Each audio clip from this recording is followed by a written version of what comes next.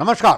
केंद्र शासित प्रदेश जम्मू कश्मीर की कमान कर रहे लेफ्टिनेंट गवर्नर मनोज सिन्हा ने आज एक और नया इतिहास तब बनाया जब भारत पाक अंतर्राष्ट्रीय सीमांत जीरो लाइन से कुछ ही दूरी पर जिला जम्मू के रामगढ़ सेक्टर में बाबा चमल्याल की दरगाह पर माथा टेका और एक और उसमें नया इतिहास खास करके पंचायती राज के लिए तब बनाया जब सांबा की 101 पंचायतों का डिजिटल पोर्टल ऑनलाइन यहीं से आरंभ किया, जो अपने आप में इतिहास है। पहली बार हुआ है कि बिल्कुल बॉर्डर के पास इतना बड़ा कार्यक्रम किया गया है। और लेफ्टिनेंट गवर्नर मनोज सिन्हा के जाने से यहाँ एक बात और प्रमाणित हो गई है कि उनको सीमावर्ती क्षेत्रों के पर्यटक स्थलों, धार्मिक स्थलों पर कितना आदर है, इसको विश्व के मानचित्र पर लाना चाहते हैं। जग जाहिर है कि बाबा चमल्याल जहाँ का शक्कर और शरबत यानी कि दरगाह के पास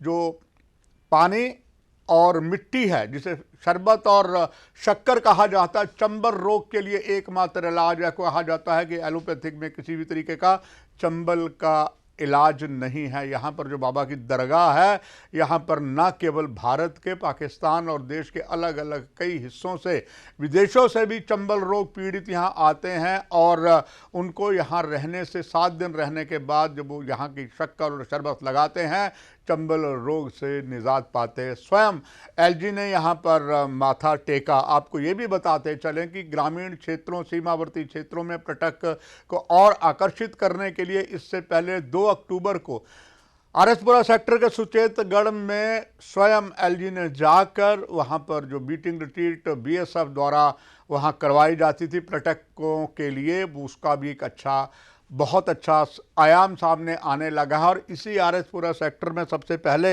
इस क्षेत्र का जो घराना क्षेत्र है, सुचेतगढ़ विधानसभा में पड़ता है, चक्रोई के आगे, वहाँ पर स्वयं एलजी ने दौरा लगाया था। और लंबे समय से एक मांग थी कि विश्व भर के जो पक्षी बाहर के आते हैं, खास करके साइबेरियन से जो बर्ड्स आती हैं, यहाँ रुकती हैं और ये एक अंतर्राष्ट्रीय मंच पर ये पर्यटक स्थान बना था। मगर यहाँ पर काफ़ी ज़मीन का कब्जा हो चुका था, आज तक किसी सरकार ने नहीं किया। पहले स्वयं एलजी वहाँ गए, उसको देखा, परखा और इसके बाद अब इस ज़मीन का कब्जा जो है संबंधित विभाग ने ले लिया है, जो एक विश्व पर्यटक मानचित्र में नया आयाम लगाएगा। अब इससे एक बात के और संकेत मिलते हैं और बहुत से स्थान जम्मू में हैं, जैसे बाबा भेड़ देवता है और सिद्ध स्वांखा भी रामगढ़ सेक्टर में पड़ता है, बाबा सिद्ध गौरिया का स्थान है। और गगवाल के बाद जो नरसिम्हा राव जी का मंदिर है, उसकी की अपनी महत्ता है। सब इन्हीं जगहों को एक टूरिज़्म और रिलीजियस टूरिज़्म के लिए एक नया आयाम दिया है। और ये पहली बार हुआ है कि बिल्कुल भारत पाक अंतर्राष्ट्रीय सीमांत रामगढ़ सेक्टर के बाबा चमल्याल के पास 101 पंचायतों का डिजिटल पोर्टल यहीं से आरंभ किया गया। और ऐसे समय में जिला सांबा की डीसी भी उनके साथ थी। कई योजनाएं यहाँ चलाई जा रही हैं और विशेष रूप से रोजगार को लेकर के। और मैं समझता हूँ कि 2 चीज़ें बड़ी महत्वपूर्ण हैं, शिक्षा और रोजगार।